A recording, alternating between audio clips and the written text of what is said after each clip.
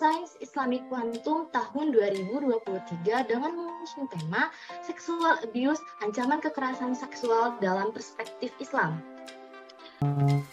Kutiba alal ladzina qablikum la'allakum tattaqun.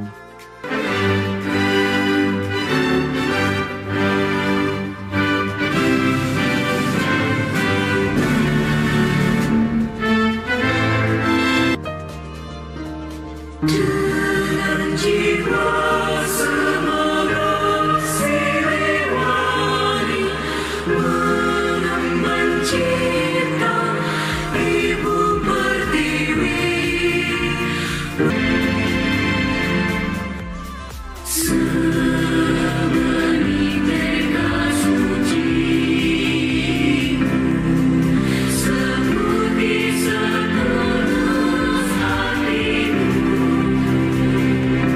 Webinar ini adalah menginformasikan mengenai ancaman kekerasan seksual dalam perspektif Islam, mengkaji aspek-aspek keislaman dan juga ilmu pengetahuan modern dan memfasilitasi mahasiswa dalam kegiatan yang dapat meningkatkan pengetahuan mahasiswa seputar sexual abuse menurut perspektif Islam. Alhamdulillah, pada webinar kali ini dihadiri oleh peserta yang telah mendaftar, yaitu sebanyak 220 orang. Saya ucapkan terima kasih banyak kepada para peserta yang ikut berpartisipasi dalam webinar kali ini. Semoga webinar kali ini berjalan dengan lancar dari awal hingga akhir. Sekian dari saya. Saya buka acara SIQ 2023 dengan tema Sexual Abuse, Ancaman Kekerasan Seksual dalam Perspektif Islam dengan pembacaan Bismillahirrahmanirrahim. Nama saya Gemal Fitriatullah. Saya akan memandu jalannya sesi pemateri pertama pada acara Sains Islami Kuantum atau SIQ pada hari ini dengan mengusung. Sebenarnya sexual abuse ini memang payung besarnya gitu ya, tapi kalau dipakai spesifik istilah sexual abuse ini biasanya dilakukan oleh orang dewasa kepada populasi yang rentan gitu ya, kepada orang-orang yang tidak bisa menolak gitu. Gimana gitu ya. Pertama untuk pencegahannya tadi yang udah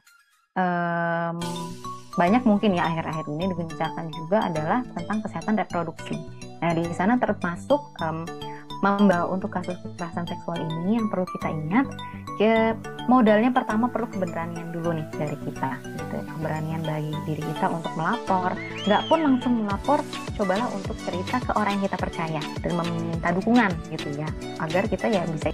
Nama saya Taisya Zalianti Arina, selaku moderator 2 yang akan memandu jalannya sesi materi kedua pada acara webinar Sains Islami Kuantum atau SIQ ini.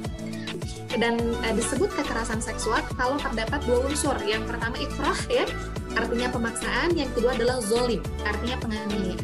Jadi mau terhadap suami dan istri yang sudah halal pun kalau ada unsur ikrah, ada unsur zolim, maka itu hukumnya haram ya. Jadi dalam Islam itu bergaul itu harus dengan cara yang ma'ruf, dengan cara yang baik, saling memuliakan, masya Allah gitu ya. Jadi nikmat banget deh kalau teman-teman punya suami yang soleh gitu ya.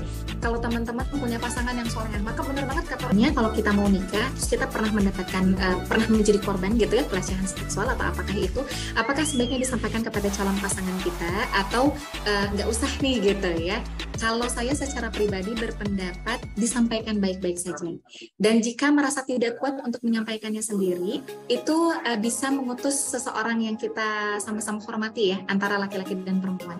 Misalnya apakah ustadz gitu ya, maka sebaiknya sih kalau kita sebelum nikah itu kan ikutan kuliah pranikah bareng misalnya gitu ya, atau mengaji bareng ke ustadz siapa gitu ya. Jadi harapannya bisa menyampaikan adalah orang yang bijak teh gitu ya, karena ini kan hal yang sensitif. Kalau disampaikan oleh orang yang tidak bijak, itu khawatirnya jadi malah mispersepsi gitu ya. Kan tadi sekali lagi, dalam kacamata syariat yang menjadi korban itu sama sekali tidak bersalah, malah pihak yang dizolimi ya. Dan ketika Anda merasa jadi pihak yang dizolimi, banyak-banyak berdoa, karena doa orang dizolimi itu mustajab banget gitu ya. Nah itu salah kuat gitu ya. Yuk jadikan momen Ramadan ini menjadi momen kita kembali ke fitrah kita. Fitrah kita sebagai seorang perempuan, fitrah kita sebagai laki-laki yang mulia dan dimuliakan oleh Allah gitu ya.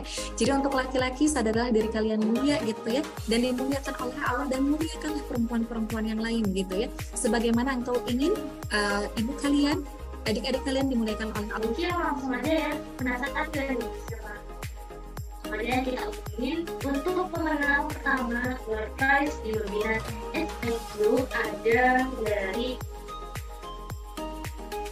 Kak Amri. Oke, selamat Kak Amri. Lalu langsung aja ya. Untuk pemenang kedua yaitu ada dari Kak Adinda Hapita Dewi. Selamat ya pada para website. Boleh untuk teman-teman yang tidak ada gangguan jaringan, boleh untuk on cam-nya.